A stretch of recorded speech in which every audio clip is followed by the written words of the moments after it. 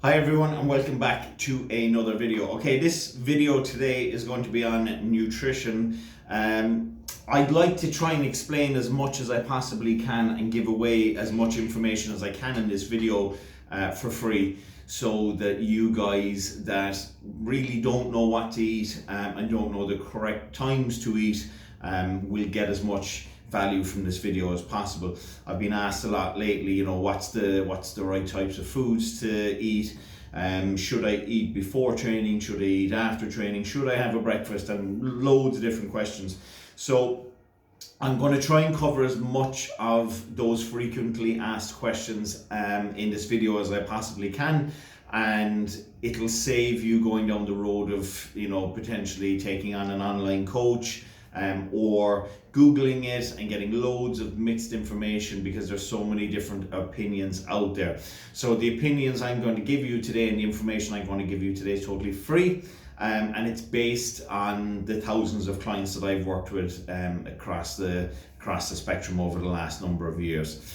So I've been for those of you who don't know me, I've been in the fitness industry over a decade now, and I have competed as a professional fitness model, and I've 5 world titles, but not only that, I've worked with, at that end of the spectrum, I've worked with people competing, and I've got people to stage condition and got them pro cards and all the rest of it. But I also work more with people that just want to improve their relationship towards food. Normal people that struggle on a day-to-day basis with weight management, and those as well would be people that are overweight, but not only people that are overweight, but people that are underweight as well. People that find this, guys in particular, that would find it hard to put on some muscle mass, and that probably massively undereat as well. So okay, I'm going to go through a typical day of eating for a normal run-of-the-mill person. Okay, so get up in the morning. I'm sure you've heard it before. Most important meal of the day is breakfast, and yes, it is. So that can be a range of whatever you fancy. I'm a real carb person, so I like having carbs. So a good solid breakfast that you can't go wrong with is a good decent bowl of oats, good decent bowl of porridge. You can have, I normally have lactose free milk, because I find that the lactose, which is the naturally occurring sugars in dairy, causes digestion issues. It causes bloating and stuff like that. So, but I still like the taste of milk, so that's why I have lactose free milk. So it's still dairy. So for those of you that are vegan or completely dairy intolerant, you could use the likes of almond milk, or some people just prefer it with water. To sweeten it, you can use honey, you can use berries. Sometimes I will put protein powder in there as well to sweeten it and give it a different flavor as well, and that's quite acceptable. Some people as well might also just put a little teaspoon of jam in there as well, just to get some sugars in there, and that's absolutely fine as well. Portion size on that one, probably anywhere between, I would recommend probably 30 grams for a female and potentially 40 to 50 grams for a male. I like to eat little and often, so my structure would be a snack. So just to recap, I like to have breakfast, mid-morning snack, lunch, mid-afternoon snack, evening meal, and then a snack pre-bed. So there's a lot of eating there, but it's little and often, and I'll explain the benefits of that in a second. So moving on to something for a snack. A snack can be anything that you like, something nice and light, something like a yogurt. I like the Alpro range.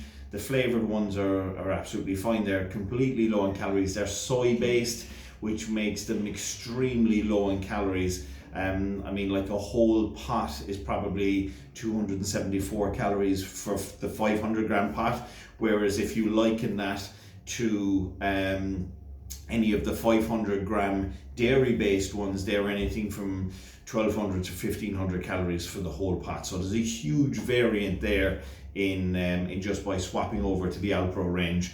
and going on to one of their flavored ones. If you don't like any of their flavored ones, you can get the plain one, and you can add your own bits of fruit and stuff like that to it, and or even some people add amino acids to it, flavored amino acids, or even protein powder as well. I have done that as well before, so you can have that as a snack. Another good one is a couple of corn cakes or rice cakes, a little bit of peanut butter, if that's what you like, or maybe even a small can of tuna and a small bit of brown bread. That's a nice little stopgap as well. So moving on to lunchtime, we would have, I like to try and have, no, I'm talking about normal run-of-the-mill people who consume one big meal in the day and have one lighter meal. So that's completely dependent on yourself. If you want to have a lighter lunch, then you can have, a wrap with whatever filling you like in it. Just make sure the sauce side of things isn't massively, for argument's sake, I like having a tuna wrap.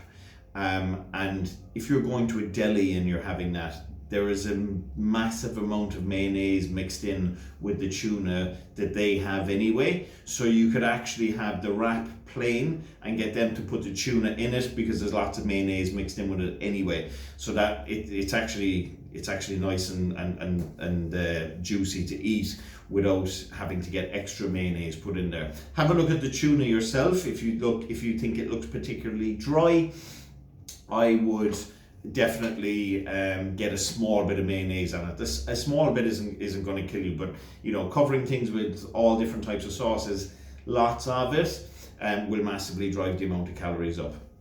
Okay, so that's that's a lunch option, or you could have a salad, or you could have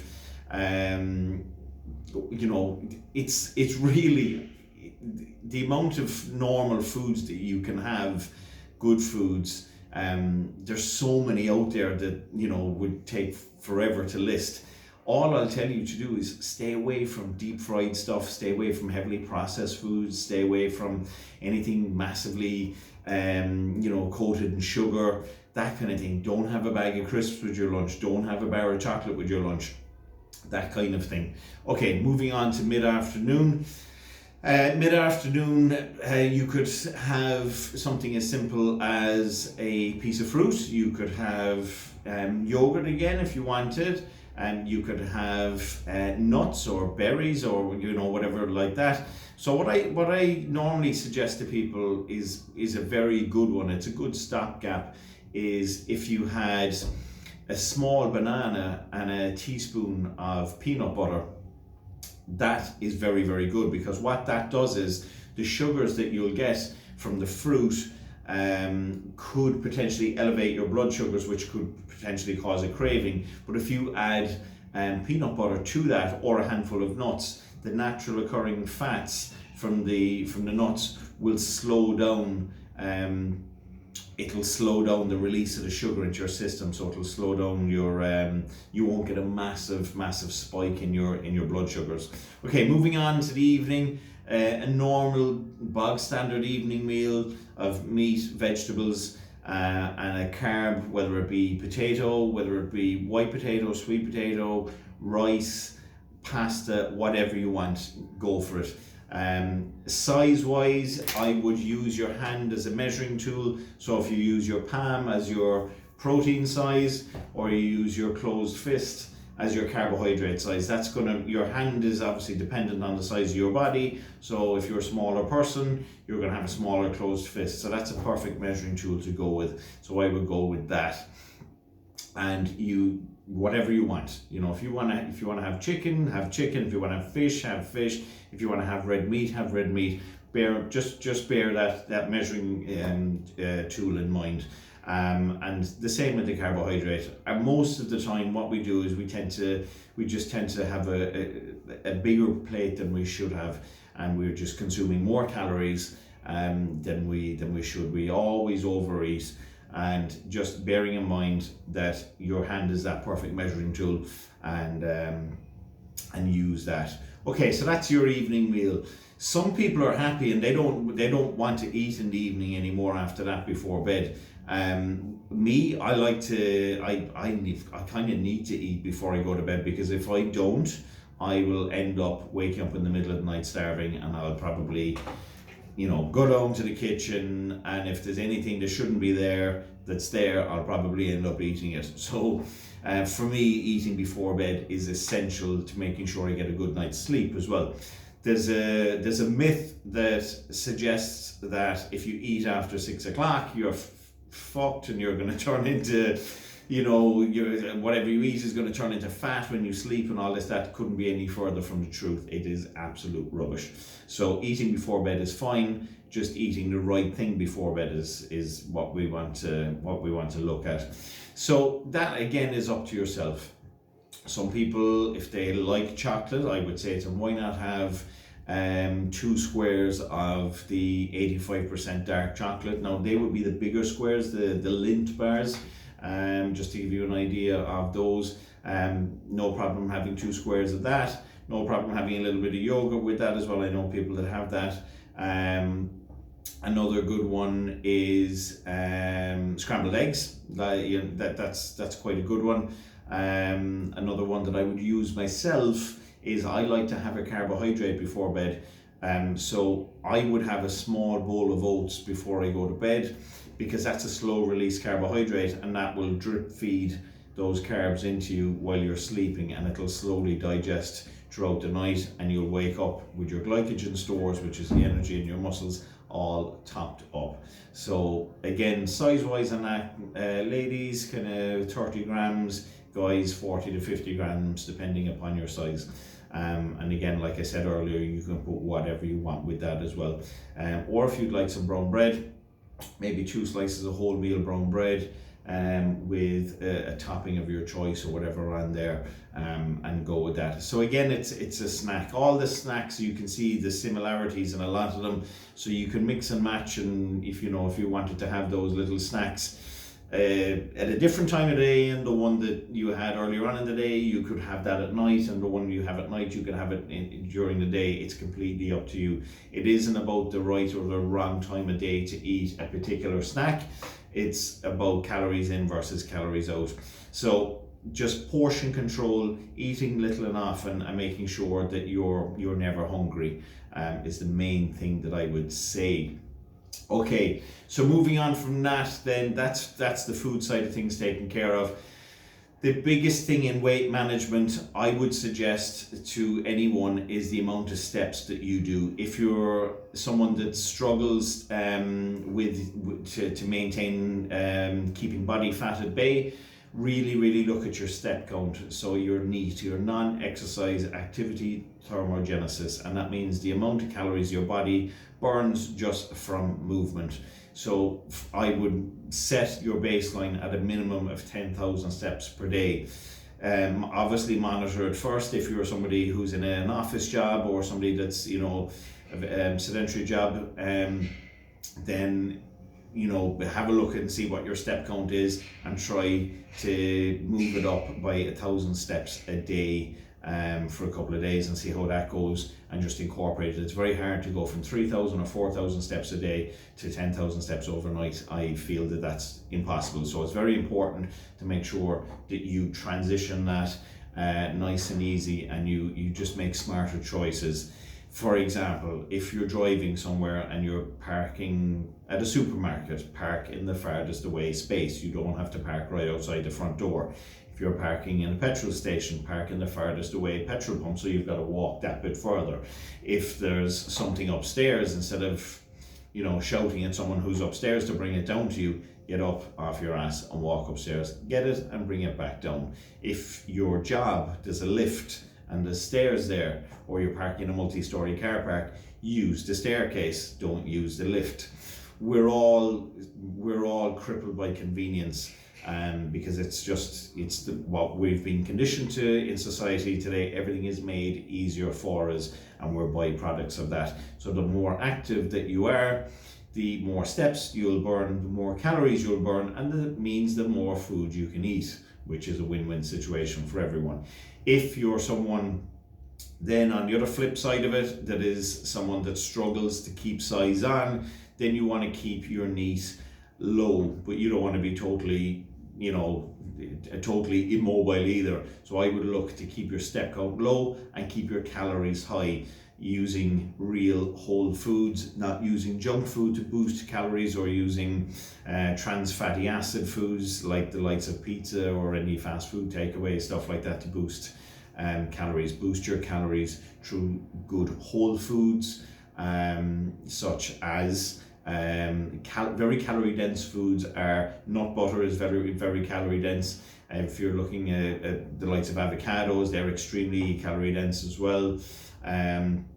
Increasing the amount of carbohydrate that you would have as well will bump things up. If you're a meat eater, having a bigger portion on that. So this is the flip side of it then for the hard gainers. You want to probably increase your portions, and I would definitely have a look at and try and track the amount of calories that you're consuming and see, are you gaining weight or are you maintaining weight, or whatever the case is. So if you're a hard gainer, then I would definitely have a look at tracking calories. You can do that on probably MyFitnessPal. Is probably one of the easiest ways to track that.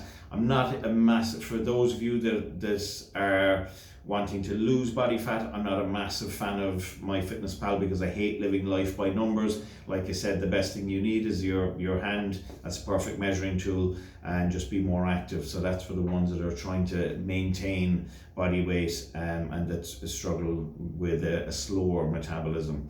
Exercise, fantastic, it's great. Do you need it? Look, there's no negatives to be said about exercise, but if you're joining a gym, don't join it for the wrong reasons, and don't think that it's going to completely, transform your body. You have to start with the basics. So you have to start with the fuel, you have to start with the activity, and then the exercise then is just the cherry on top. So make sure that you get the foundations right first, which is, like I said, getting your food right, getting your activity right, your movement, and then start looking at exercise. And if you are joining the gym, make sure that you join one that has a proven track record of results, that has good people working there that will help you and give you good guidance, and also that if you're looking to book in with a personal trainer anywhere, that they have your best interest at heart, that they're not trying to fleece you and just take money off you, just running down the clock and counting to 10. So that would be my advice on those. I hope this video helped. If it did, give it a thumbs up and leave a comment, and feel free to share it amongst your friends. And if you would like to know more, you can contact me on Instagram at Alistair_Hart. And so that's it. Until the next video, guys, thanks very much for watching, and talk to you all soon.